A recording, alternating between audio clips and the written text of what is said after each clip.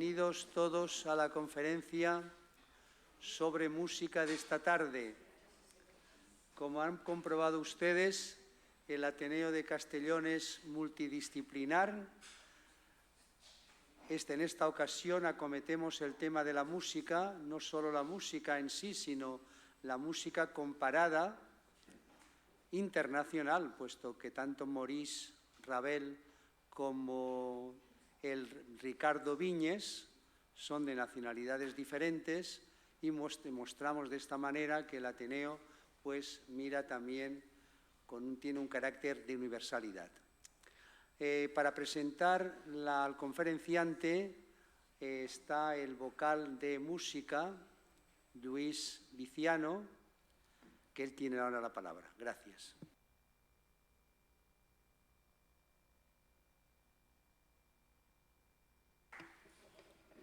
Muchas gracias, Santiago. Mario Masó es natural de Castellón y desde pequeño ya sintió una afición y una dedicación a la música. Estudió en el Conservatorio de Castellón e incluso ganó algunos premios. A mí se me ocurre ahora uno que era el Premio Ateneo para alumnos del conservatorio. Y juntamente el premio lo recibió él y Sergio Alapón, que era un flauta y piano, los dos formaban un dúo muy importante. Posteriormente sigue finalizando sus estudios musicales en los conservatorios superiores de Barcelona y de Murcia, donde obtiene los títulos de profesor superior de piano y música de cámara. Desde 1994 ha sido profesor de los conservatorios profesionales de música de Elche, Valldhuxó y Castellón, donde actualmente ejerce por oposición como profesor de piano del conservatorio. Es licenciado en Historia y Ciencias de la Música y doctor por la Universidad Jaume I sobre la figura del pianista vinarocense Leopoldo Querol. Ha realizado numerosas conferencias y charlas patrocinadas por diversas entidades y como por ejemplo su intervención esta vez como conferenciante en el certamen de guitarra Francisco Tárrega de Benicàssim. Ha sido responsable de las conferencias de la temporada de abono del Auditorio y Palacio de Congresos de Castellón. Ha sido también periodista y ha colaborado en el suplemento Cuadernos del Mediterráneo y colaborador en el programa radiofónico Platea de Vox UGI Radio. En la actualidad es presidente de la Asociación Valenciana de Musicología, la VAMUS.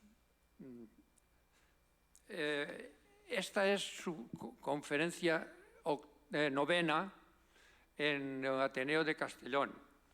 Ya en el añorado edificio que teníamos antes en el Ateneo, en la calle Antonio Maura, ya vino él a hacer varias conferencias.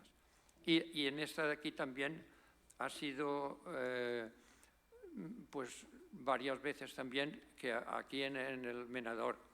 Por cierto que cuando estaba presentándole la conferencia sobre Artur Rubinstein, le dije que esta era la séptima, que era la sexta vez que venía a dar una conferencia de música.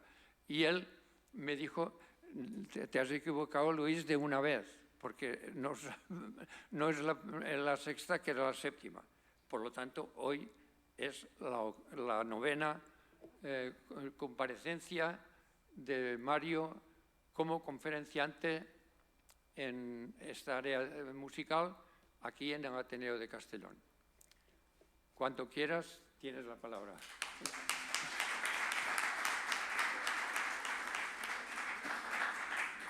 Hola, buenas. Nada, muchas gracias, Luis. Bueno, también al Ateneo, ¿no? Encabezado también por su presidente, Santiago Fortuño. Y nada, pues para mí, pues, nada, un lujo, ¿no? Venir aquí por 9ª vez, ¿no? Y nada, ¿no? Y sobre todo, pues, una entidad tan importante como la entidad importante y centenaria como la Ateneo. Además. Sí, sí, sí. Y nada, justamente el año pasado, ¿no? Pues estábamos hablando sobre Querol, ¿no? Cuando vine a hacer la de Leopoldo Querol, y un poco hablamos de algún tema, de alguna conferencia, ¿no? Y entonces es cuando surgió el asunto, ¿no? Que yo comenté que era el 150 aniversario del nacimiento de Ravel, ¿no? Y estuvimos hablando por esto y bueno, me pasa que también no soy demasiado fan de estas conferencias, digamos así, de historia de la música o de musicología tradicionales, ¿no? De estas que al fin y al cabo todo acaba siendo una historia de compositores y obras, ¿no? Así sin ningún contexto, ¿no? Y sobre todo siempre he estado muy empeñado en lo que es dar la importancia que merece lo que es la faceta de la interpretación, ¿no? Por eso justamente de las 8 conferencias anteriores en realidad he hablado más veces de intérpretes que de compositores, ¿no? Clara Schumann, Rubinstein, Querol, etcétera, ¿no? Y por eso pues he decidido un poco aprovechar, ¿no? Este retrasado año Ravel, más que nada también para incluir pues, al pianista de Ravel y muchos otros, ¿no? Que Ricardo Viñes, también nacido exactamente 30 días antes que Ravel, ¿no? Y bueno, la verdad es que tampoco no he estudiado así muy profundamente Ravel, ¿no? Pero bueno, es que también cada uno de los personajes que voy a hablar es que da para una conferencia, o sea, aquí es que lo más difícil es, digamos, un poco dónde cortar, ¿no? Y entonces, pues claro, me voy a tener que quedar siempre un poco en la superficie, ¿no? Sí que he estudiado más a Viñes, ¿no? Pues más que nada porque fue el profesor de piano de Querol en París, ¿no? Y pues ahí tanto la lectura, he leído todo lo que se ha publicado, conferencias o conversaciones hasta incluso con Marius Bernardot de la Universidad de Lleida, que ha sido su biógrafo, ¿no? Y no sé, aquí también dejo un poco abierta la posibilidad de que si al final les interesa el personaje de Viñes, ¿no? Pues en cierta medida pues podría ser también una persona para invitar, porque desde luego es la persona que más conoce, digamos, el personaje este que es Viñes, que insisto, ya verán cómo se van a quedar bastante sorprendidos, ¿no? Y bueno, y justamente por eso me desearía ya simplemente con lo que es la cuestión de despertar la curiosidad justamente sobre este personaje, sobre Viñes, ¿no? Y todos los relacionados, y también sobre todo en general todo lo que es este maravilloso París, digamos, del principio del siglo XX, que es tan llamativo en todos los aspectos, ¿no? Y un poco ya volviendo a lo que es la cuestión interpretativa, pues también me quedaría más que satisfecho que después de la conferencia no solo vieran este Ravel y Viñes en un plano totalmente de igualdad, sino a lo mejor hasta incluso empezaran a pensar que quizás debería haberlo titulado Viñes y Ravel, ¿no? ¿Vale? Todo empieza con esta fotografía, ¿no? Esta fotografía es una fotografía publicada en una revista francesa en 1895 que está celebrando lo que es el centenario del Conservatorio de París, donde aparecen los alumnos de lo que es la cátedra de Wifi de Beriot, ¿vale? Y aquí, por ejemplo, podemos ver al propio Beriot aquí sentado. Aquí al lado, por ejemplo, también tenemos un pianista catalán muy importante, Joaquín Malats, que había ganado el premio del Conservatorio de París 2 años antes. Pero, por ejemplo, aquí, arriba de Malats, aquí vemos justamente a Ricardo Viñes, ¿no? Y después, curiosamente, aquí en este extremo, aquí, el que tenemos es a Maurice Ravel. O sea, podemos ver cómo ya esta relación, digamos, ya viene desde entonces hasta incluso desde aquella época, ¿no? ¿Quién era Beriot? Beriot en realidad era un pianista francés que había estudiado con Thalberg, ¿no? Que era un poco el rival de Liszt, y se convirtió pues, unos 10 años antes en profesor del Conservatorio de París, y bueno, y aparte de profesor, digamos, oficial, entre comillas, en el conservatorio, pues también, por ejemplo, tuvo alumnos privados, ¿no? Por ejemplo, también Enrique Granados, y sobre todo destacó un poco por transmitir a sus alumnos este refinamiento por la música, por el color, o sea, en este ambiente tan, digamos, tan preimpresionista, ¿no? Pero es que, si nos podemos hablar de Beriot, es que ya prácticamente con esta diapositiva es que me daría para una conferencia entera, ¿no? Porque es que también el árbol genealógico de Beriot es que es increíble, ¿no? O sea, él era en realidad hijo de un violinista belga, de Charles Auguste de Beriot, que en realidad pues nació en Bélgica, había dado conferencias había dado conciertos por toda Europa, hasta que ya se estableció como profesor del Conservatorio de Bruselas. Y aquí, por ejemplo, fue cuando acabó conociendo, digamos, a la que fue su esposa, María Felicia García Sitges, que a nadie le sonará desde luego este nombre, pero si digo María Malibran, pues creo que ya todo el mundo, digamos, le empezará a sonar un poco, ¿no? María Malibran pues, es posiblemente la cantante más famosa de la época, ¿no? Su fama pues, da hasta para un asteroide, 6 novelas se basan en ella y hasta 3 películas, la última de 1984, o sea, que me refiero que estamos ante una de las cantantes más importantes de la historia, ¿no? Y recibió clases de su padre era Manuel Rodríguez Aguilar, que tampoco a lo mejor no conocerán, pero si digo Manuel de Pópulo García o Manuel García, seguramente muchos ya lo empezarán a conocer, ¿no? Pues era un español, un sevillano que habían salido de España poco antes de la invasión napoleónica y sobre todo pues acabó siendo famoso en Francia y en Italia. En Italia conoció a Rossini y desde luego acabó siendo el tenor que le estrenó algunas de las principales óperas a Rossini, ¿no? Por ejemplo, pensemos en El Barbero de Sevilla, él fue el primer conde Almaviva, ¿no? Y la abuela fue una cantante, Joaquina Sitges, pero sobre todo aquí pues lo primero que habrán pensado es de dónde viene Malibran, ¿no? Y Malibran viene de que esta pobre mujer pues se había casado con Eugène Malibran. Eugène Malibran era un banquero que le llevaba mucha diferencia de edad y las malas lenguas dicen que se había casado más que nada para escapar de su tiránico padre, que se ve que era muy estricto y hasta la maltrataba, ¿no? Y con la mala suerte de que se casa y después de casarse se da cuenta que el banquero en realidad estaba arruinado. Entonces durante una época lo mantuvo hasta que al final directamente se cogió y lo abandonó, ¿no? Y entonces aquí fue cuando empezó la relación, digamos, con Charles-Auguste de Berriot, y aquí fue donde ocurrió pues este caso de que ellos, pues lógicamente seguía casada y tuvieron a Brigitte, pero a Brigitte lo tuvieron en realidad como hijo legítimo, ¿no? Más que nada porque en realidad era no existía el divorcio, ¿no? En aquella época, ¿no? María Malibran pues, tuvo una carrera pues, descomunal, ¿no? Y actuó en todos los sitios. Es que van a Venecia y podrán ver hasta el Teatro Malibran, solo pasa en el Puente Rialto, y es un teatro que en realidad lleva su nombre porque fue a cantar, vio que estaba en un estado lamentable y cogió su caché y dijo para arreglarlo. Y por eso tiene ese nombre, ¿no? O sea, lo digo una persona, desde luego, de lo más importante. Y al final pues resulta que hasta incluso gracias nada más y nada menos que a Lafayette consiguieron la nulidad de su primer matrimonio y pudo por fin casarse con Berriot, pero ya cuando Berriot dijo tenía 3 años, ¿no? Pero con tan mala suerte que poco tiempo después le gustaba la equitación, tiene un accidente de caballo y cae, y bueno, en un principio parece que no sea grave, pero ya tiene la salud mal y al final resulta que acaba desplomándose en el escenario y muriendo y dejando a Brigitte con 3 años, ¿no? Pero Brigitte al final acabó siendo criado por su tía, Paulina García Sitges, que me imagino que a nadie le va a llamar a lo mejor también la atención, pero si posiblemente digo que es Pauline Viardot, pues me imagino que mucha gente ya lo conocerá, ¿no? Pauline Viardot, pues bueno, aparte de clases de canto, pues recibió clases de piano nada más y nada menos que con un tal Liszt, ¿vale? Y bueno, y aparte de su carrera también como intérprete, como compositora, pues también su casa en el barrio latino de París pues fue un polo de referencia, ¿no? Por ahí pasaban músicos como Massenet, Gounod, Fauré, ¿no? Por ejemplo, continuamente estaba tocando con Chopin a 4 manos, hasta incluso era amiga de George Sand. George Sand, la novela Consuelo, digamos, está inspirado en ella. Y bueno, ¿no? O sea, una persona desde luego de referencia, pero total, ¿no? Y es que encima el tercer hermano, Manuel Vicente García, no confundir con el padre, pues fue profesor, fue el hermano entre comillas menos importante, pero aún así, por ejemplo, fue el inventor del giroscopio y hasta incluso profesor del Conservatorio de París y de la Royal School de Music de Londres, ¿no? O sea, efectivamente, como podemos ver, una familia bastante intensa, ¿no? Viñes, aquí vemos una fotografía de Viñes, nació en Lleida. Sus padres eran un abogado mercantil y organizador de eventos culturales, y desde luego su madre pues era pianista aficionada, ¿no? O sea, era una familia, digamos, patricia en el sentido importante de lo que es la cultura, ¿no? Eran 3 hermanos y aquí es donde Ricard, que era el mediano, ¿no? Pues empieza sus estudios musicales con un organista de Lleida. y cuando se da cuenta que destaca es cuando le aconsejan que se vaya a estudiar a Barcelona, ¿no?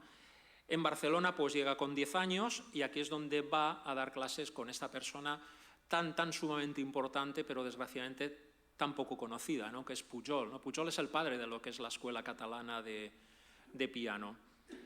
Por poner un ejemplo, en sus alumnos pues está Albéniz, Granados, Malats, Viñes, o si estiramos el árbol genealógico, desde Granados podemos ir a Alicia de la Rocha por medio de Frank Marshall, o sea, podemos decir que es auténticamente el padre de todos los pianistas, digamos, catalanes, ¿no? Fue alumno también de otro gran desconocido, de Pedro Tintorer, pues una persona que estudió también con Liszt, o sea, pensemos la importancia, y después ya se estableció en Barcelona, cuando le dio clases a Pujol. Y bueno, Pujol en un principio empezó dando clases particulares, ya después ya oficial en lo que era la Escuela de Música de Barcelona, y sobre todo era una persona muy novedosa, ¿no? Tiene un método de piano bastante desconocido que es auténticamente sorprendente, unas digitaciones desde luego que hoy en día no acabamos de entender, ¿no? Pero lo que está claro es que todos sus alumnos tenían un color y un timbre especial, ¿no? Y desde luego, no sé, yo aquí no quiero alargarme más porque también daría para otra conferencia, pero hay que decir que a lo mejor si nos quitáramos cierto sesgo de inferioridad, investigáramos más, pues nos daríamos cuenta de lo avanzado de esta escuela catalana, ¿no? Y siempre se ha dicho que este avanzado era por estar cerca de Francia, pero a lo mejor quizás podíamos pensar que quizás Francia era quien se estaba beneficiando de esta escuela, ¿no? Porque qué casualidad que durante 100 años pues todos los pianistas, desde Tintorer, Pujol, Albéniz, Malats, todos los pianistas que fueron a Francia, todos en poco tiempo se integraron y triunfaron. Señal de que algo tenían que aportar que no tenían los franceses. Pero bueno, esto ya es una ventana, digamos, que dejo abierta, ¿no? Viñes al poco tiempo pues ya gana el primer premio de piano de la Escuela de Música de Barcelona, con 12 años, y entonces aquí es cuando de pronto, ¿qué hace, no? Y aquí es cuando sus padres acuden al músico de referencia que había en aquella época, que era Albéniz, para que le diera clases, ¿no? Y Albéniz pues les dice una frase, digamos así, bastante lapidaria, ¿no? Le dice, si le doy clases será un gran pianista, pero si se va a París será un gran artista. Y aquí es donde sus padres pues consiguen una beca del Ayuntamiento de Barcelona y con 12 años pues se trasladan, digamos, a París, ¿no? En un principio Viñes y su madre, después llegarían su hermano, su padre siempre se quedó en Barcelona, lo cual acabó siendo un poco la separación del matrimonio. Y aquí es cuando tenemos a Viñes que llega a París y de nuevo otra vez lo mismo, es demasiado joven para ingresar oficialmente y acaba dando clases privadas con Beriot. Pero es que aquí se encuentra también con otro de Lleida, y este otro de Lleida era Enrique Granados, el compositor, que también estaba haciendo clases particulares con Beriot, pero en este caso no por joven, sino por mayor. No pudo entrar al conservatorio por mayor, ¿no? Sí que es verdad que Granados a los 2 años ya se tiene que volver a Barcelona, y en cambio pues Viñes pues tiene ya una carrera meteórica, ¿no? Justamente cuando Granados vuelve, Viñes ya empieza, digamos, a destacar en el conservatorio, entra en el conservatorio y un hecho también muy importante que no me quiero dejar. Viñes, en este momento que llega a París, empieza a escribir un diario, pero un diario súper meticuloso, o sea, en el sentido de, dice detalles de su vida, opiniones, sentimientos, quién ha conocido, qué está trabajando, quién se ha visto. En un principio empieza como un diario de adolescente, pero al final acaba siendo auténticamente una referencia absoluta de todo lo que es este periodo, ¿no? El diario ha sido parcialmente publicado por una sobrina nieta suya y estamos esperando todos que haya un proyecto para que se publique en su totalidad, que son 4 volúmenes, claro, 30 años de diario meticuloso, pues nos podemos imaginar lo que es. Y desde luego aquí sí que quiero decir también que en el momento que este diario se publique van a cambiar muchísimas cosas y ahora lo entenderán, ¿no? Después de todo lo que voy a ir comentando, ¿no? Respecto a Ravel, Ravel siempre se ha dicho, a mí me lo dijeron a mí en las clases de Historia de la Música, siempre se ha dicho que Ravel tenía una relación en España porque nació en Cibourg, en el País Vasco francés, que es un pueblo justo enfrente de San Juan de Luz, ¿no? A 10 kilómetros de la frontera francesa, pero la realidad es bastante más cercana, ¿no? En realidad, la madre de Ravel, Marie, era de origen español, aunque había nacido en el País Vasco francés, y era de un origen, digamos, bastante humilde y se trasladó a Madrid para servir, digamos, con una modista francesa allí instalada. y allí fue donde se encontró a Pierre-Joseph Ravel, que era un ingeniero francés que estaba construyendo la línea férrea Madrid-Irún. Y entonces aquí es donde se conocen y, claro, curiosamente, pues al final 2 franceses se conocieron en Aranjuez y esto pues hizo pues que, a pesar de la gran diferencia, digamos, que había de estatus social, pues acabaran casándose, ¿no? Poco tiempo se trasladaron a París y después fue cuando ya se quedó embarazada de Ravel y entonces fue cuando hicieron algo que se hacía mucho en la época, que era trasladarse, digamos, al pueblo de los padres, la mujer, para dar a luz y estar mejor atendida, ¿no? Entonces, por esto, digamos, Ravel nació en Cibourg, pero en realidad estuvo simplemente 3 meses y de bebé, ¿no? Y después también fue cuando empezó, digamos, música a los 6 años y ya posteriormente pues ya fue cuando entró en el Conservatorio de París también a estudiar con Berriot, ¿no? En cierta medida, Viñes, que aquí los vemos a los dos, Viñes y Ravel se habían conocido ya antes del conservatorio, se habían conocido como alumnos particulares de Berriot, ¿no? Y bien pronto se hicieron amigos inseparables. Y también hasta incluso en parte fomentado por sus propias madres, porque claro, imaginemos, los Viñes llegan a París con un francés, digamos, lo justo, y de pronto la referencia que te encuentres a una persona, la madre de Ravel, que hablaba español, pues claro, para ellos, digamos, lo son todo. Entonces, Ravel y Viñes en realidad se conocieron más jugando, hablando claro, que en un conservatorio. O sea, esto fue una amistad totalmente casi como si fueran hermanos, ¿no? Pero lo cierto es que los dos entran en el conservatorio y a partir de ahí pues, las trayectorias pues, acaban siendo muy dispares, ¿no? Viñes con 19 años gana el primer premio del Conservatorio de París, con lo cual a partir de ahí se le abre una carrera pianística maravillosa, y mientras Ravel es expulsado del Conservatorio de París por mal pianista, por bajo rendimiento pianístico, ¿no? Al final, luchando, consigue que 2 años después lo readmitan, pero como compositor, lo cual pues quizás a lo mejor nos hizo un favor. Y justamente en esta época es cuando de pronto Viñes ya ha ganado el premio, ya empieza su carrera concertística, y es cuando de pronto Ravel le muestra a Viñes una composición suya, el Minuet Antique. Y Viñes aquí ya había empezado su carrera pianística, lógicamente una carrera pianística estándar, entre comillas, o sea, tocando pues, la música, digamos, de la época, y aquí es cuando Viñes de pronto, 3 años después, en 1898, se le ocurre programar este Minuet Antique de Ravel junto, en plano de igualdad, con el resto de los compositores, ¿no? Y aquí es cuando Viñes realiza, digamos, lo que es la primera interpretación, digamos, pública de Ravel, ¿no? Al año siguiente, por ejemplo, ya es cuando compone la Pavana para una infanta difunta, ya una obra bastante conocida, y que también fue estrenada por Viñes en el Palacio de la Princesa Polignac, que fue quien le dedicó la obra, ¿no? Voy a poner simplemente un pasaje. Esto en realidad es una grabación, no grabación de audio, sino grabación de rollo de pianola tocada por el propio Ravel. O sea, para que veamos que es el propio compositor tocando esta obra, ¿no?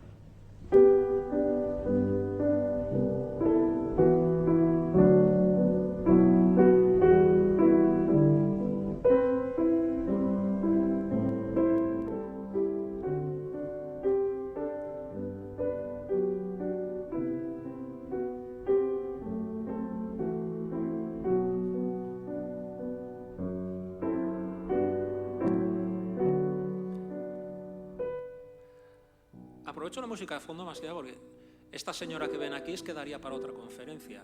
Esta señora, que es la princesa de Polignac, en realidad se llamaba Vinaretta Singer y era una estadounidense afincada en París y como por el apellido habrán descubierto es la heredera de las máquinas de coser Singer, ¿vale? Y su título en realidad venía de un matrimonio que había tenido con el príncipe de Polignac, que en realidad era un matrimonio totalmente platónico, él era homosexual y ella lesbiana, pero siempre tuvieron, digamos, un punto, digamos, muy importante y una relación muy interesante, ¿no? Matrimonio duró 10 años, pero cuando fallece el príncipe, pues aquí es cuando en su salón de París, ¿no?, concibe una sala de música para 200 personas. Ojo, que se dice pronto, en su casa de París. Y por aquí pues pasaron pues, desde compositores como Debussy, Fauré, Ravel, Satie, Stravinsky, pianistas como Rubinstein, Horowitz, escritores como Isadora Duncan, Cocteau, Colette, pintores como Monet, o sea, todos pasan por aquí, ¿no? Y después también fue una benefactora súper importante, ¿no? Por ejemplo, fue quien le financió el Instituto de Radiología Marie Curie, hasta incluso urbanizó un barrio de París para viviendas sociales, creó el Hospital Folk, que hoy en día todavía sigue siendo uno de los más importantes de París. O sea, que auténticamente una persona, digamos, súper importante, ¿no? Y aquí pues se estrenaron muchas obras, por ejemplo, Falla, el retablo Maese Pedro, se estrenó aquí, o por ejemplo, hasta incluso, pues como vemos, esta obra de Ravel, ¿no? Creó una fundación que hoy en día sigue funcionando y haciendo conciertos en esta misma mansión, ¿no? Y aquí, si nos damos cuenta, estas son todas las obras de piano estrenadas de Ravel, estrenadas en vida de Ravel, ¿no? Y como podemos ver, lo primero que llama la atención es ¿quién las estrena todas? Ricardo Viñes. Dirán, bueno, al final no las estrena. Bueno, pero al final Viñes ya estaba en otras cosas y Ravel ya era suficientemente conocido. Porque no nos olvidemos, estos años no fueron precisamente fáciles para Ravel, ¿no? Ravel, pues por ejemplo, su no sé cómo decirlo, innovación, pues hizo que bien pronto también Théodore Dubois, el director del Conservatorio de París, lo echara del Conservatorio de París. Pero es que más aún se presentó al Prix de Rome de composición en 1900, que ya lo habían ganado anteriormente Debussy, Bizet, etc. Y es que lo eliminaron en primera ronda. El año siguiente se quedó segundo, pero es que los dos siguientes no pasó ni el corte. Y aquí es cuando llega 1905, ya con 30 años, se vuelve a presentar y de nuevo lo eliminan a la primera de cambio. Pero había una diferencia, y la diferencia la pueden ver aquí. Es que ya había estrenado 4 obras. Ravel ya era conocido, aunque lo hubieran eliminado, Ravel era conocido, gracias a que Viñes ya la había estado estrenando estas obras cuando era un compositor desconocido.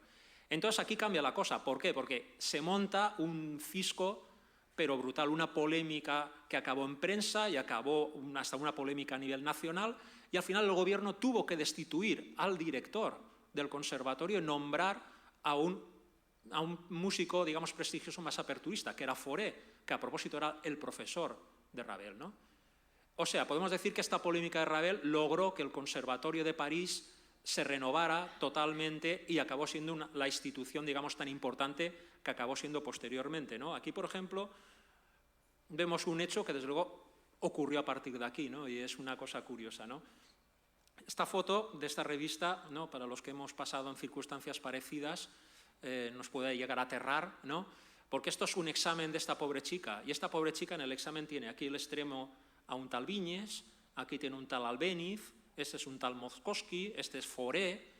O sea, nos imaginemos lo que podía ser tocar un examen delante de estas personas, pues puede dar miedo, ¿no? Desde luego, ¿no?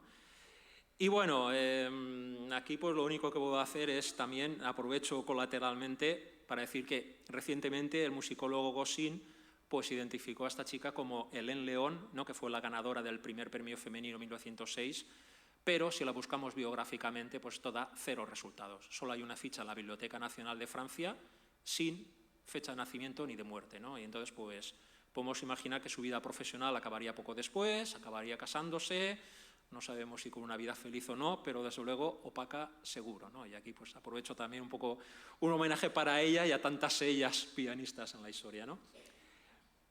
Si vamos al Museo Ópera de París, nos vemos este cuadro, ¿no? Este cuadro se titula Reunión de músicos en la casa del señor Goveski. Y aquí podemos ver a Viñes al piano y aquí a Ravel apoyado, ¿no? Y esto pues era una reunión de lo que se llamaban los apaches. El nombre lo puso justamente, parece ser Viñes, ¿no? Que podíamos traducir como los hooligans. Y era pues una serie de artistas que se reunían semanalmente digamos, en el apartamento de Goveski y discutían sobre arte, temas contemporáneos, leían poesía, tocaban música. Y bueno, la membresía pues fue cambiando conforme al tiempo, ¿no? Después más tarde entraron Stravinsky, Falla, etcétera, ¿no? Y todo era una apuesta por la modernidad, ¿no? Por la nueva música, ¿no? En un principio empezaron a mostrar, digamos, una admiración por Debussy, hasta incluso defendiéndolo con las críticas cuando Debussy estrenó el Pelléas et Mélisande. Y es que Debussy en realidad nunca militó en los apaches y justamente su mayor relación era con Viñes, ¿no? En realidad, Viñes y Debussy se conocieron de una manera muy simple, y era que Viñes estaba estrenando las obras de Ravel y de pronto Debussy mostró interés por el pianista de Ravel, ¿no?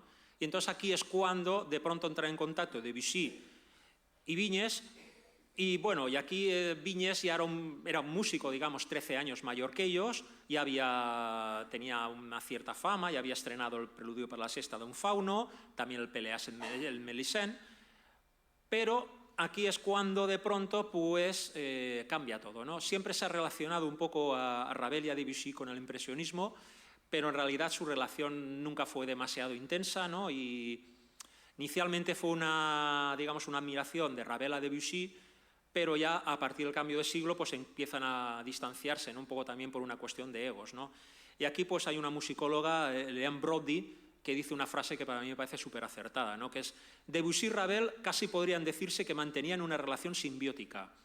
Ravel tomó primero algunos conceptos de la música instrumental de Debussy y más tarde Debussy se inspiró en la música pianística de Ravel.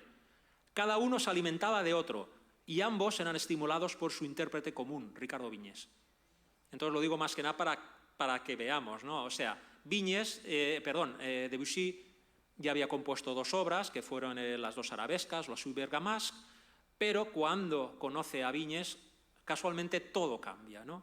Y entonces aquí podemos ver cómo a partir de este momento es cuando todas las obras de Debussy son las obras geniales. Qué casualidad, cuando conoce a Viñes, ¿no?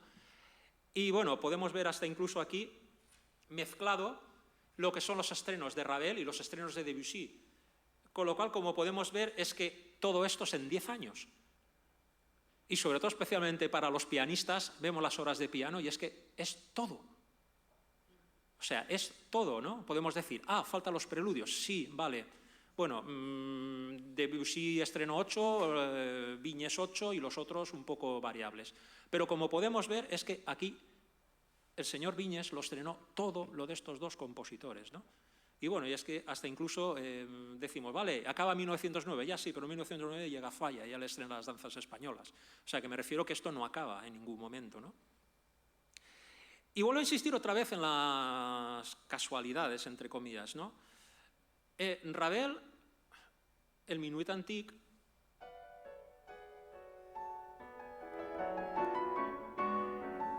bien.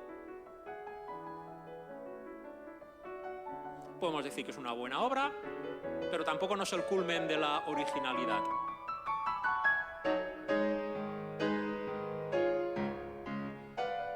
Y qué casualidad que cuando se pone por en medio el señor Viñes, pues compone los Juegos de Agua, que con perdón no tiene mucho que ver. O sea, vemos que de pronto este avance no ha sido de meses, sino ha sido casi, no sé, de mucho. Pero podemos decir, es una cuestión casual, ¿vale? Pero es que Debussy viene a hacer esto, muy bonito a propósito, pero...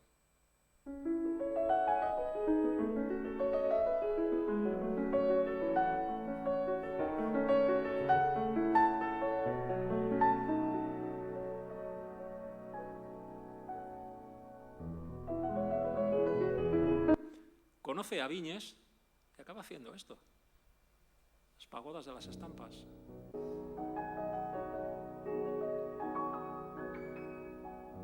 No tiene nada que ver.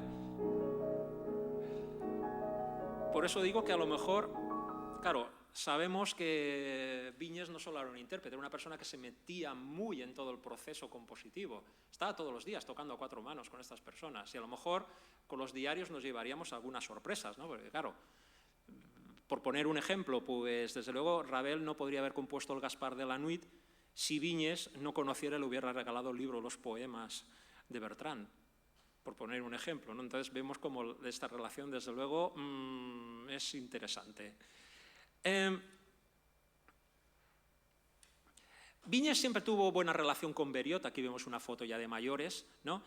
Y es que Beriot, no solo aparte de la enseñanza del conservatorio, también, claro, de pronto Viñes, sin recursos económicos, ha ganado el premio conservatorio, pero necesita ganarse la vida, y Beriot le introdujo en lo que fue, digamos, todos estos ambientes sociales y culturales de París. Ya he dicho antes de dónde venía Beriot, Marie Malibran, Pauline Viardot, etcétera, ¿no? Entonces, claro, lógicamente tenía mucho acceso, ¿no? Y aquí es cuando de pronto Viñes descubre un mundo totalmente nuevo. Claro, él podía ir y tocar el piano, pero de pronto asiste a estas tertulias y a estas conferencias tan intensas y entonces, lógicamente, aquí es cuando cambia totalmente su vida. Y de pronto se hace totalmente un fan de la pintura, de la literatura, del orientalismo, ¿no? Y hasta incluso en su diario hay una frase, digamos, que es lapidaria, ¿no? De pronto dice, quiero aprenderlo todo. Y entonces aquí es donde surge un Viñes, desde luego, increíble, ¿no? O sea, no solo es un gran entendido en arte, aparte de hablar catalán, castellano y francés, aprende inglés para poder leer a Edgar Allan Poe en su idioma original, pero es que también aprende latín y griego para leer a los clásicos, pero es que aprende alemán para los filósofos, o de pronto siente pasión por los rusos, la nueva literatura rusa, y aprende ruso. Es más, se conserva hasta ejercicios suyos de árabe. O sea, lo digo para que veamos, ¿no? Es una persona que también escribe poesía en castellano y en francés. O sea, de pronto tenemos a este Viñes que es mucho más allá de lo que podemos nosotros imaginar, ¿no? Por ejemplo, un caso también importante. Aquí vemos a este señor es Mussorgsky, ¿no? Creo que todo el mundo conocerá los cuadros de una exposición.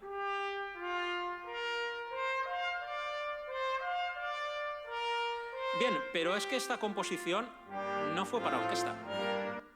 Esta composición fue para piano. Y la compuso Mussorgsky, pasó sin pena ni gloria, ni siquiera se editó. Rimsky-Korsakov, 5 años después de su muerte, la editó, tampoco sin ningún éxito. Y bueno, y aquí es cuando no siempre se ha dicho, ¿no?, que el interés por la música rusa en Francia viene cuando en 1907 llegan los ballets rusos con Diaghilev, pero lo cierto es que Viñes en 1900 ya había hecho una gira por Rusia, ya había conocido la música rusa. Y 2 años antes que Diaghilev, Viñes ya está estrenando el concierto de Rimsky-Korsakov o está estrenando una obra que había pasado sin pena ni gloria y solo se había tocado de una manera semiprivada en Moscú, y esta obra es los cuadros de una exposición. ¿Por qué? Porque el original era la versión pianística. Y Viñes, en 1905, 2 años antes de llegar los ballets rusos, ya está estrenando los cuadros de una exposición, ¿no? Y efectivamente la versión de orquesta que escuchamos es una versión de orquesta que cuando ya la obra fue famosa gracias a que Viñes empezó a tocarla, Ravel la orquestó. Entonces lo digo un poco para que vean que otra vez estamos primero Viñes y después Ravel, ¿no? En este sentido. Viñes fue el gran impulsor de todo lo que fue la música rusa en París. Pero es que, por ejemplo, hasta incluso no solo pensemos, claro, lo que pasa es que en esta conferencia hablamos del Viñes innovador, pero Viñes en realidad es un pianista que no solo tocaba el repertorio de su época, ¿no? O sea, fue el pianista oficial en la Sala Art en los centenarios de Chopin, de Liszt y de Schumann, sino es que hasta incluso era un pianista que descubría la música del pasado, ¿no? En 1905 hizo una serie de 4 conciertos históricos en los cuales empezó tocando Antonio de Cabezón, o sea, un organista español del siglo XVI, y acabó tocando obras que las habían compuesto 15 días antes. O sea, toda una historia absoluta de todo el repertorio pianístico desde el principio hasta el final, ¿no? O sea, vemos que era un pianista que lo tocaba absolutamente todo, ¿no? En ese sentido. Antes he hablado de los ballets rusos de Diaghilev, ¿no? Aquí vemos justamente a Diaghilev, ¿no? Aquí con sombrero. Y bueno, seguro que alguien habrá identificado quién es el del otro extremo de Diaghilev, y este señor efectivamente es un malagueño llamado Pablo Ruiz Picasso. Y es que Picasso, pues tras algunas idas y venidas, pues se instala en París y además de su faceta pintórica, pues colaboró con Diaghilev en lo que fueron la elaboración de los decorados, ¿no? Aquí hasta incluso podemos ver una escena de un baile de máscaras, ¿no?, en el cual vemos a Diaghilev con su mujer entonces, Olga Koklova, que a propósito era una bailarina ucraniana que había llegado a París con los ballets rusos. O sea, y creo que también habrán identificado quién es esta persona de aquí al lado, ¿no? Es Ricardo Viñes. ¿Vale? ¿Por qué? Porque ¿no? Se dice que es que cuando Picasso inauguró su primera exposición monográfica en París, nadie le compró ni un cuadro. Pero al día siguiente estaban en su estudio Viñes y su hermano comprándole cuadros. Entonces lo digo más que nada, es que Picasso hasta incluso pintó por encargo cuadros a Viñes, ¿no? Pero esto lo hacía Viñes no porque era español, sino lo hizo con muchos pintores franceses, ¿no? Y pintores que veía emergentes, impresionistas y todo en aquella época. Y bueno, desgraciadamente, pues tras el fallecimiento de Viñes, pues todas estas obras han acabado dispersas en varios museos, ¿no? También podemos hablar de otro compositor, Satie, ¿no? Satie era 9 años mayor que Viñes o Ravel, había estudiado en el Conservatorio de París, sin pena ni gloria, y llevaba una vida bohemia en Montmartre, pianista de cabaret para poder subsistir. Y aquí es cuando se ve que se habían conocido, según el diario de Viñes, en 1901 se habían saludado, pero en 1912 es cuando vuelven a coincidir y se hacen amigos inseparables. ¿Por qué? Porque tenían una gran sintonía de carácter, ¿no? En realidad ambos eran dos niños grandes, hablando claro, y entonces tenían una afinidad increíble. Y aquí es cuando Satie, que había compuesto algunas obras, empezando por las Ginopédies y las Nociens que todos conocemos, obras sin pena ni gloria que ni siquiera se habían publicado, y aquí es cuando de pronto llega Viñes, y a partir de aquí Viñes vuelve a tocar sus obras desconocidas, y hasta incluso Satie se pone como un loco a componer repertorio para piano, ¿no? Sobre todo estas obras, digamos, humorísticas, ¿no? Esa colección de piezas humorísticas tan divertidas y tan curiosas, ¿no?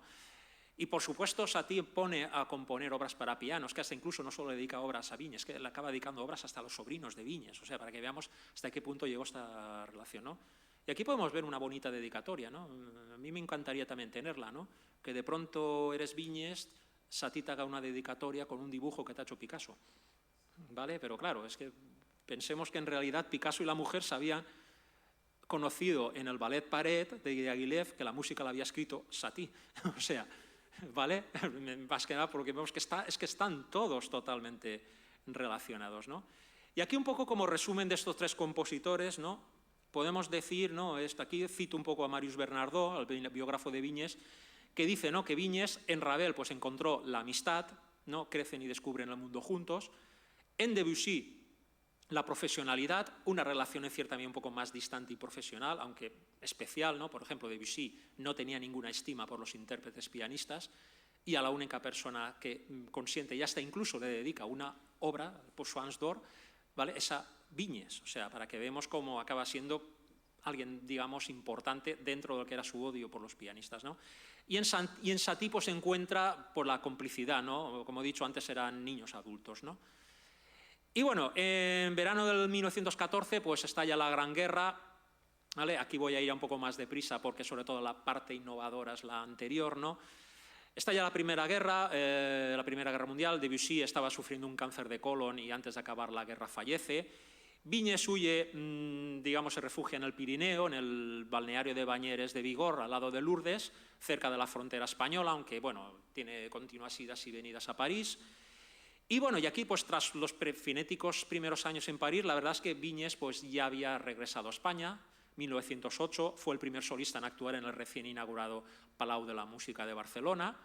Y también curioso, de ahí va a Lleida y toca su primer concierto en Lleida, ¿no? Cuando ya era sumamente conocido en todo el mundo, toca su primer concierto en su ciudad natal, ¿no? Y desde luego, pues a partir de aquí pues ya sabemos pues, un montón de actos y de relaciones. Aquí vemos, por ejemplo, cómo en 1919 se inaugura el Teatro Viñes, y aquí le vemos una foto a él en Lleida, justamente en la azotea de su Teatro Viñes, ¿no? Que actualmente es lo que es la Caixa Forum de Lleida.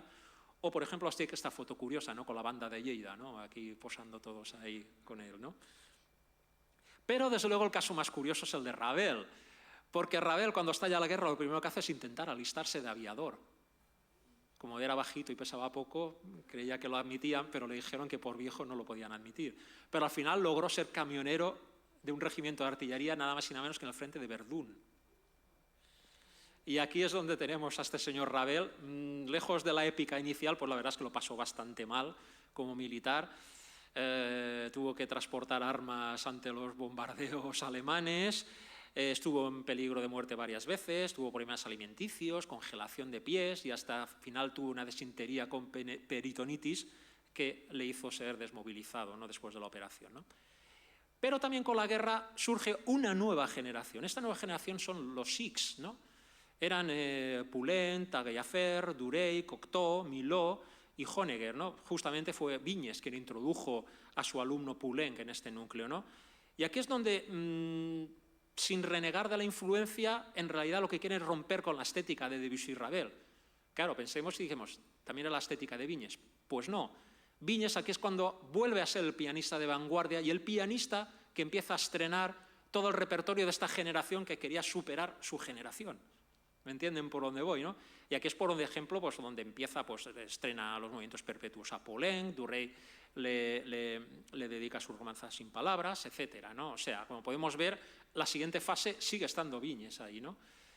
Ravel, tras la guerra, pues muerto Debussy, pues acaba siendo considerado pues, el músico francés más destacado, le ofrecen la Legión de Honor, aunque la rechaza, ¿vale? Y esto pues, fue un hecho que después acabó, digamos, trastocando un poco la amistad, por ejemplo, que tenía con Satie, ¿no? Porque Satie hace un comentario mordaz, ¿no? En el cual dice, Ravel rechaza la Legión de Honor, pero su música hace tiempo que la aceptó, ¿no? O sea, la acusa como de conservador, ¿no? Y el problema era que Viñes y Satie eran muy amigos y esto nunca dejaron de ser amigos, pero acabó afectando, digamos, un poco la intensidad de la relación que siempre tuvieron Viñes y Ravel, ¿no? Ravel, si ya no había compuesto mucho, digamos, no era un compositor muy abundante, pues ya a partir de aquí lo reduce totalmente, ¿no? Se traslada a un pueblo a 50 kilómetros de París y paralelamente pues se dedica a un mayor número de viajes, ¿no? Viaja por toda Europa, vuelve muchas veces a su natal País Vasco francés, aquí le vemos una simpática foto con unos pelotaris vascos, ¿vale? O por ejemplo, pues eso, también aquí en la playa de San Juan de Luz, justamente con Viñes, como podemos ver, pero es que hasta incluso llega a hacer una cosa más loca en aquella época, ¿no? Que es subirse finales de 1917 a un barco con destino a Nueva York. Ravel viaja a Nueva York, está 5 meses allí, una gira pero brutal, viaja a 25 ciudades, va hasta de Nueva York, va hasta el norte, va a Canadá, va a la zona, digamos, de las cataratas del Niágara, después coge el tren, va a la costa oeste, llega a subir toda California hasta Vancouver, después baja hasta el cañón del Colorado y después una parte que no se suele resaltar mucho, pero para mí me parece la más interesante, es que va por el medio oeste, ¿no? Es que, por ejemplo, Ravel llega a Nueva Orleans, lo cual significa que si la música jazz ya era conocida en aquellos años 20 en París, ¿no? Pensemos hasta incluso, ¿no? Ya había venido Josephine Baker, ya había traído el Charleston, etc. Pero no, es que Ravel en estos años llega a la propia cuna del jazz, y no me refiero a Nueva York, me refiero a Nueva Orleans, ¿no? Y esto, pues desde luego, acabó siendo pues, una fusión súper importante de gustos musicales, ¿no? Y desde luego, más todavía que esta famosa foto, ¿no? Esta famosa foto fue el cumpleaños de Ravel, justamente el homenaje que le hicieron, que aquí vemos a Ravel sentado al piano, y este de aquí al lado del florero es George Gershwin, ¿vale? Un compositor, digamos, conocido, ¿no? Además, hasta se dice que Gershwin tocó su Rhapsody en Blue delante de Ravel este día, ¿no? Pero desde luego, bueno, fue una promoción, desde luego total, pero sobre todo una fusión entre dos estilos musicales muy importantes, ¿no? También, por ejemplo, esta foto que puse el año pasado, esta foto es Los Viveros de Valencia. Y aquí vemos a Ravel en el centro y aquí podemos ver pues, músicos valencianos, ¿no? Aquí, por ejemplo, vemos a López Chavarri, o aquí, por ejemplo, vemos a Leopoldo Querol, y cogido al lado de Leopoldo Querol a Joaquín Rodrigo.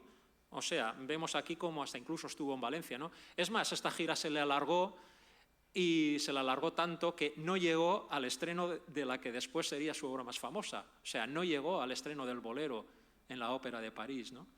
Porque justo cuando se estaba estrenando el Bolero estaba haciendo un concierto de la embajada francesa en Madrid, ¿no? Y aquí es donde llegan las dos últimas obras importantes de Ravel, ¿no? Ravel había recibido un encargo para componer para la orquesta para la Orquesta Sinfónica de Boston una obra para piano y orquesta, ¿no? Y mientras está componiendo es cuando de pronto recibe un encargo un poco más, digamos, surrealista, ¿no? Y era de un pianista austriaco, Paul Wittgenstein, que había perdido un brazo combatiendo la Primera Guerra Mundial y le pide una obra solo para mano izquierda. Y aquí es cuando Ravel le compone un concierto para piano y orquesta solo para mano izquierda, ¿no? Y aquí hasta incluso podemos ver. Aquí el vídeo dice que en realidad es la foto del estreno, es el vídeo del estreno, ¿no? Con Ravel dirigiendo, ¿no? No sé, porque me extraña que Ravel, o sea, al director no lo vemos en ningún momento. Hasta incluso la intro del principio dice que el director es Ravel, o sea que es el estreno del concierto, no lo sabemos. Me extraña que justamente lo enfoquen al compositor, ¿no? Pero bueno, más que nada, como pueden ver, que tenemos hasta incluso un vídeo de lo que fue esta obra, ¿no? Como podemos ver aquí, un estreno, digamos, solidario, ¿no? Y después también acabó el concierto que estaba escribiendo, que era el Concierto en Sol, ¿no? Y acabó estrenado por Marguerite Long en el 32, y aquí podemos ver un vídeo actual, ¿no? Bueno, esta es Martha Argerich, que tiene más de 80 años y sigue siendo un monstruo.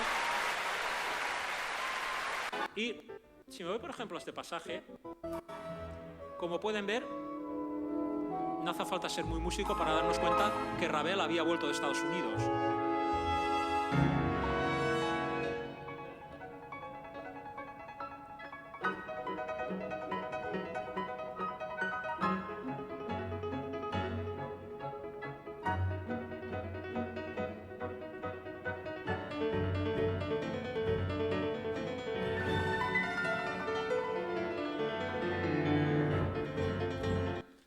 Vemos ese aroma de jazz, ¿no? O sea, para que veamos justamente lo que fue esta hibridación, ¿no?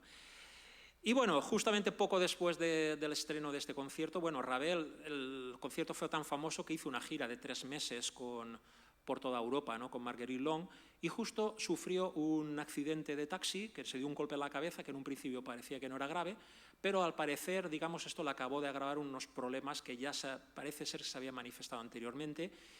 La versión más extendida es que sufría la enfermedad de Pick, ¿no? Que es un tipo de demencia que lo que hace es que deja intacta la memoria, todo lo visual y lo espacial, pero hay problemas de coordinación, ¿no? Entonces, Ravel podía escuchar la música en su cabeza, pero ni podía escribir, ni podía hablar, ni podía comunicarla, ¿no? Y aquí, pues, esta enfermedad fue la que empezó a acuciarle cada vez más, y en 1937, pues, aún se intentó una operación de urgencia, pero al final cayó en coma y falleció con solo 62 años, ¿no? O sea, un final, digamos, bastante triste de Ravel, ¿no? Viñes había sido bastante más viajero, lógicamente, simplemente por hacer giras de conciertos, pero también a partir de aquí pues explora esta vía, ¿no? Viñes también hace como Rubinstein comenté en la conferencia anterior, ¿no? Viñes aquí es cuando de pronto va a América, un mercado muy lucrativo en aquella época. Aquí vemos, por ejemplo, esta foto en Buenos Aires. También pues regresa a América en el 24, y es muy importante, ¿por qué? Porque vuelve a hacer otra hibridación, ¿no? Viñes va a América y lleva la música de vanguardia europea, pero no solo la francesa, también la rusa, ¿vale? Pero por otra parte, Viñes vuelve cargado en la maleta de partituras de compositores, digamos, latinoamericanos. No es más, cuando llega a París hace un estreno solo de compositores latinoamericanos, ¿no? O sea, aquí desde luego la misión fue importante, ¿no? También dio conciertos en el norte de África, esta foto tan curiosa aquí jugando ajedrez en Argel, ¿vale? También destacar la faceta docente, ¿no? de Viñes, ¿no? Viñes pues, nunca dio clases en el conservatorio propiamente, pero por ejemplo sí que dio clases particulares. Durante la Primera Guerra Mundial en realidad ya había dado clases a Poulenc o a Marcel Meyer, ¿no? Que es esta pianista que aquí lo vemos en este cuadro juntamente con Les Six, que fue una persona que acabó captando este espíritu de Viñes, ¿no? Y fue la musa, ¿no? La pianista que más estrenó todo este tipo de música de Les Six, ¿no? Pero, por ejemplo, también ya en los años 20 pues, siguió dando clases, ¿no? Por ejemplo, el caso, ¿no? A mí me toca más de cerca, el caso de dar clases a Leopoldo Querol, ¿no? O, por ejemplo, también a otra pianista catalana, a Enriqueta Garreta, o también hasta incluso a Joaquín Nin-Culmell, ¿no? Que era hijo de un compositor, ¿no? Y al final acabó siendo bastante famoso como profesor de la Universidad de Berkeley en California, ¿no? Y los amantes de la literatura, sí, era el hermano de Anais Nin, ¿vale? Fue también quien le escribió los prólogos en sus diarios, ¿no? Y es que también a estos alumnos, como hemos visto en el caso de Meyer, también como vemos en el asunto de Querol, ¿no? Querol, cuando vino a España, regresó a España, se puso a estrenar todos los compositores, digamos, de su época. O sea, mantuvo siempre ese espíritu también de Viñes, de siempre tocar, digamos, lo nuevo, ¿no? Viñes también tuvo su faceta de compositor, aunque no estaba demasiado cómodo, y curiosamente todas las obras que compuso fueron homenajes a amigos fallecidos, ¿no?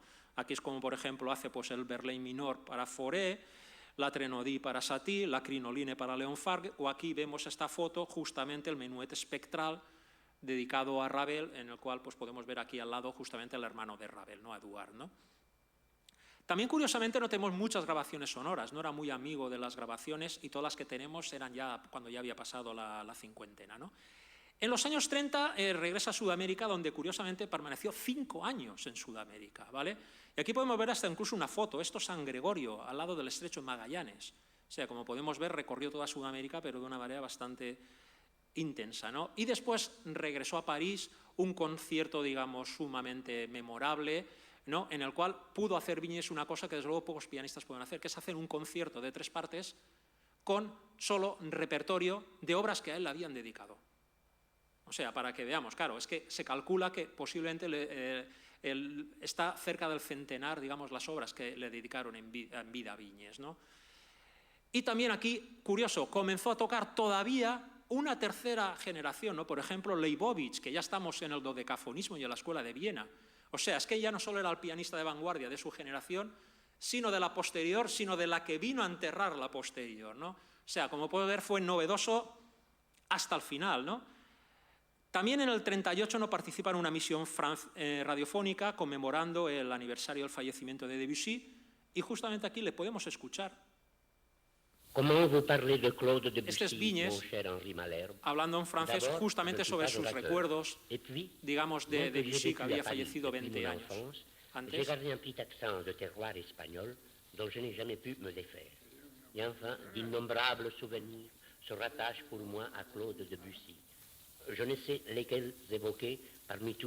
Y al final de la emisión, pues acaba tocando, lógicamente, el Poissons d'Or, que era la obra que Debussy le había estrenado, ¿no?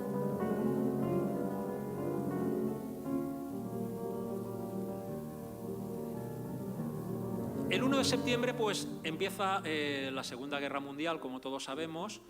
Todavía primero es la época hasta que llaman la Guerra de Broma, ¿no? Esta que oficialmente estaban de guerra, pero Alemania ni Francia tenían, digamos, un contacto, una guerra directa, ¿no? Y todavía aquí, por ejemplo, participa en lo que fue el homenaje que se le dio en la sala Gaveau a Ravel, pero de pronto ya llega lo que es la invasión nazi a París, y esto pues le pilla a Viñes en España.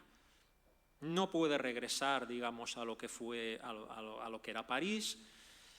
En un principio pues no tenía demasiados problemas, por ejemplo, políticos, ya acababa la guerra civil, era un músico prestigio, casi todos los músicos que se quedaron le debían favores, no tenía cuestiones políticas, era profundamente católico, o sea, no tenía ningún tipo de problemas, ¿no? Empiezan a surgir primero algunos conciertos, ¿no? Por ejemplo, uno muy interesante son esta serie de 3 conciertos que hicieron con orquesta, en la cual pues Viñes tocaba La noche en los jardines de España, que Falla la había dedicado, ¿no? Aquí en el extremo tenemos a Luis Galve, pianista zaragozano, o aquí tenemos a Leopoldo Querol, que también tocaba el concierto de Ravel, curiosamente, ¿no? Esto lo tocaron en 3 conciertos, ¿no? No sé, en un principio parecía que iba todo bien, ¿no? Bueno, el concierto acababa tocando el concierto de 4 teclados, ¿vale? Hasta incluso una vez lo tocaron hasta con Arturo Benedetti y Michelangeli, o sea, para que veamos el nivel, ¿no? Pero lo cierto es que aquí pues la cosa pues no iba tan bien como en un principio parecía al principio. No tenía acceso a sus cuentas bancarias ni demás pertenencias, y al final pues se dio la circunstancia de que una persona que tenía su casa llena de Picassos estaba al límite de la indigencia. Su alojamiento en un hotel en Barcelona pues era un pago en especie por conciertos. Al final se ve que no se ingresaban regularmente estos ingresos, y al final del hotel lo echaron y se fue a vivir a una pensión, digamos, bastante siniestra en el Portal del Ángel, al lado de la Plaza Cataluña en Barcelona, ¿no? Y aquí es donde tenemos, pues, es que podía haber pedido perfectamente ayuda a sus colegas, ¿no? Aquí vemos esta foto en Madrid, ¿vale? Aquí vemos en el centro a Querol y a Viñes, pero este de aquí es Cubiles, o sea, Cubiles era una persona muy bien asentada en el régimen franquista, le podía haber pedido ayuda, pero es que aquí tenemos a Turina, es que Turina la había acogido y la había estrenado a Turina obras, la había abierto su puerta en París cuando Turina llegó de joven en 1909 a ganarse la vida a París, ¿no? Es que aquí tenemos a Joaquín Rodrigo. Joaquín Rodrigo le cogió y le estrenó obras también, la suite para piano, por ejemplo, o hasta incluso a Ruiz Albéniz, que era una persona muy importante del régimen, aparte de ser sobrino de Isaac Albéniz, ¿no? Era una persona muy cercana a Franco, ¿no? Era jefe de comunicación de Franco antes de la Guerra Civil y todo, ¿no? A propósito, es el abuelo de Ruiz Gallardón, el que fue ministro y alcalde de Madrid. O sea, perfectamente podría haber pedido ayuda a esta gente. O bueno, fuera de esta foto, en Lisboa estaba Ernesto Hafter, que también le debía estrenos. O Falla se había marchado a Argentina. Podía haber ido con Falla a Argentina. Falla le debía favores. En Argentina había muchos compositores que le debían favores porque les había estrenado sus obras en Europa.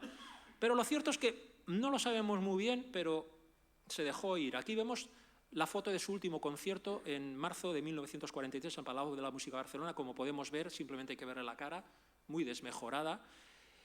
Y no sabemos si por orgullo de no pedir, después de haberlo sido todo al piano, o quizás un poco un dejarse ir, ¿no? Una especie de suicidio pasivo de mi mundo ya se ha acabado y no vale la pena ya luchar por nada, ¿no? Yo siempre hago un paralelismo con El mundo de ayer de Stefan Zweig, ¿no? O sea, lo cierto es que al final, pues Ricardo Viñes, pues este pianista risueño, amable, querido, estimado por todos, benefactor y colaborador de decenas de músicos, pues falleció el 29 de abril de 1943, pocas semanas después de esta foto, en la habitación de su pensión de la Puerta del Ángel, de hambre,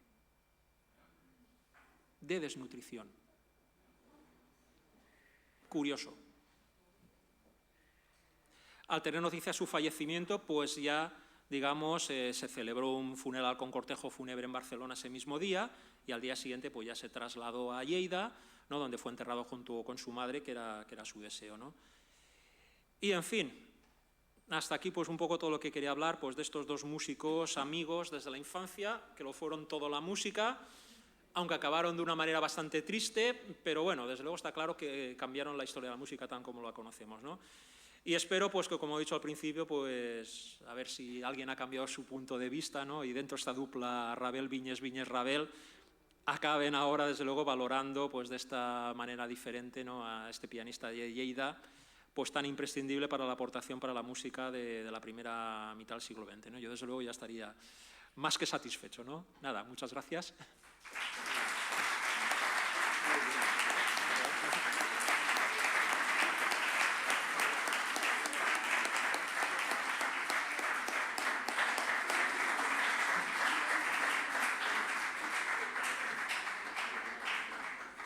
Bueno, después de esta maravilla, Mario, si alguno de ustedes prefiere hacer alguna pregunta, en fin, él con mucho gusto contestará.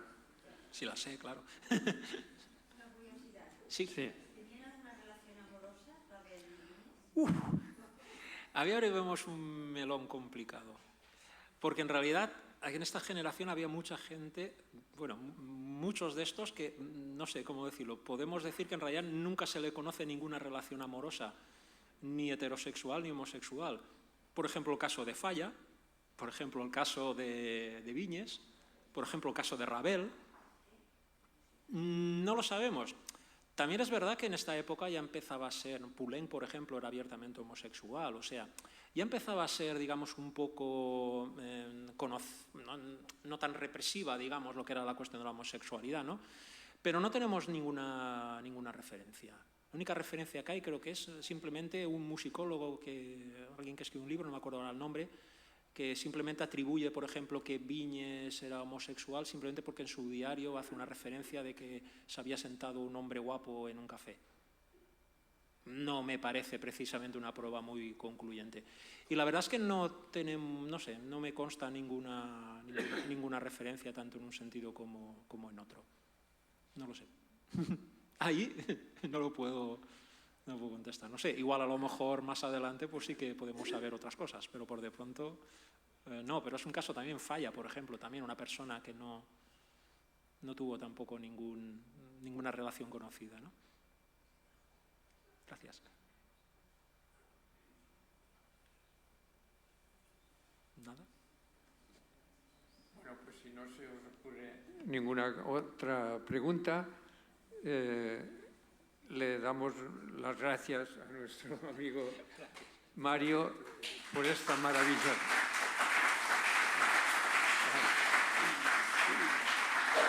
Muchas gracias. Como ya es tradicional que los viernes algunos de ustedes, o es numeroso el público que viene a escuchar la conferencia, el próximo viernes no será aquí, sino que será en el CEA, que es donde estaba antes la Casa de Cultura.